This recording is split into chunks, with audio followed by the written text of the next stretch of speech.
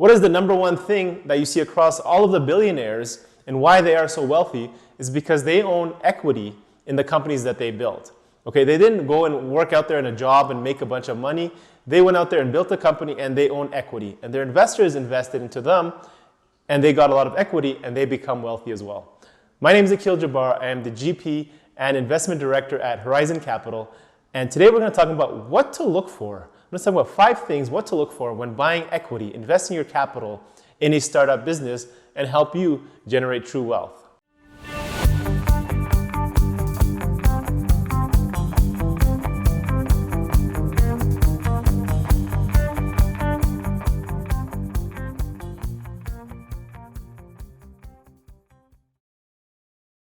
Hey guys, welcome back to SaaS District. My name is Akil Jabbar, and today we're going to talk about what to look for when buying equity, when to invest your capital in a startup business. So number one, the first thing we're going to talk about is the market. Is the market that the business is in, is it growing? Is this company going to be around in the next 5 years? Is it going to be around the next 10 years? Is it going to be around the next 20 years? Or is it just a fad? Is it just a short-term business that is making a lot of money in the short term, but it's going to be gone in the next future? Okay, so is it a growing market, or will the demand continue to increase and will there be more buyers for their product? That's what I look for personally. If it's a flat market or it's a declining market where people are just no longer interested, or over the next few years it's going to disappear, you definitely don't want to be looking into investing into that. So I'll give you a couple of examples here. Number one is, say, travel industry. As you guys can see here, it's now September 2020 and it's been hit immensely, right? The travel industry has been dropped by over 95%. And we don't see for the next short-term period, the confidence isn't back for people to want to go out and travel. So I wouldn't look at investing in a travel business in the short term. Okay, maybe in the long term it might come back, but it's just so unpredictable at this point. But on the flip side, let's look at companies that are, a lot of more companies now working from home. Maybe there's a lot more opportunities to invest in businesses that supply people who are working from home. So whether that's product, whether that's service, whether that's co-working spaces or office chairs, those are all businesses where the trajectory for that market is going to continue to grow as people move towards working from home. So that's number one. Is the market growing, and will it continue to grow for the next 5 to 10 years? So number two, the second thing to look for when I'm looking to invest some capital in a startup business is, it doesn't matter if it's a SaaS company, if it's a productized service business, it doesn't matter if it's a physical business. Is it difficult to replicate? Is it defensible? Can I come in there? Can another person come in with a little bit more money, and can they outcompete you? Can they take over your business and win over all your clients? Okay, so I take an example of a service business. Okay, that's something about service businesses is, if you don't have a competitive advantage and somebody else can just come and hire a sales team. Okay, let's say they just come in and hire a sales team and they can just get all the same, they can get to the level where you are at within a few months, then you have nothing to stand apart from your competitors. You have to be defensible. The product you're offering, the service you're offering has to be unique to you, and it's very difficult for somebody to come in and copy what you're doing.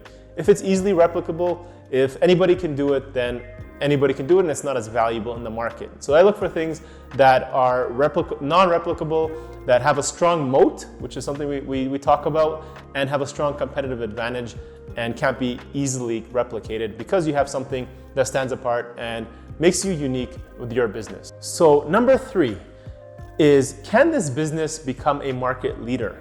Or is it a market leader at this point? Is it the number 1 or the number 2 leading business in that market? Are they the leader in that space? Okay, or can they be? I look at businesses that maybe they're not number 1, but maybe they're number 2. You can look at it from a local area, or you can look at it at a national level.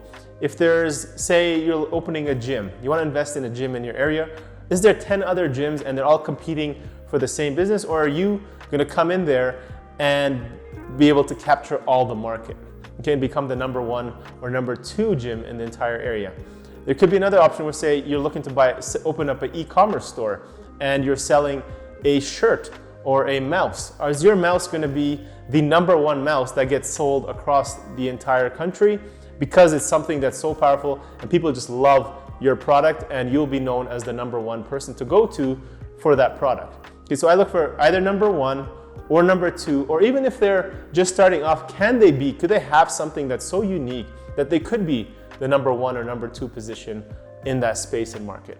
Number 4, the fourth thing I look at, so this is counterintuitive than what to a lot of VCs or venture capital firms will look at, is it's not about the manager. Okay, so if you are an angel investor, you're obviously going to go in and you're going to bet on the horse because it's just an idea. They don't have a track record, and people are looking at, can this person, do they have the skills? Are they competent?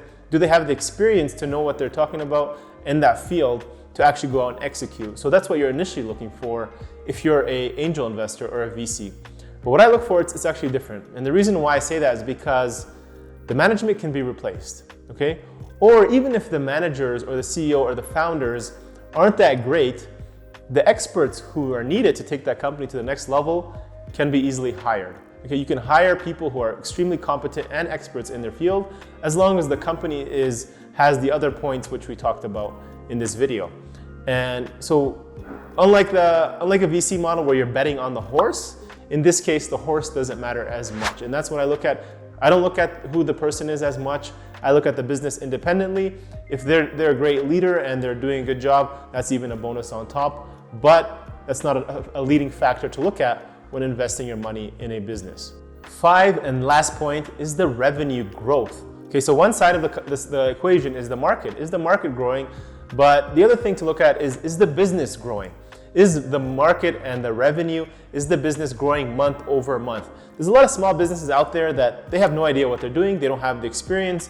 They don't have the background in that field, but they've just built a great product and it's just growing like crazy month over month, year over year, and they're just clueless. They just have to be in the right time, right place, in the right market, and there isn't a lot of competition out there. So that's what I look for, is if they're growing month over month, they're growing year over year, I don't have to worry about that, because in 1 year, 2 years, 3 years, even if they're growing 10, 15, 30% year over year versus now where they're growing 20, 30% month over month, that's fine. As I will be able to know that I'll be getting back my return on my investment in a few years. So I look for growth. How quickly are they growing? How long are their customers sticking around for? Are they staying around? Are they happy about their products? The reviews are great. People are raving about their product. They're sharing it, and they're staying around and continuously coming back to pay them more and more money. Then I know that the product has a defensible moat. It's a market leader. It's going to be growing, continuously to grow for the next few months and years. And that's when I come in and say, hey, this is an awesome company.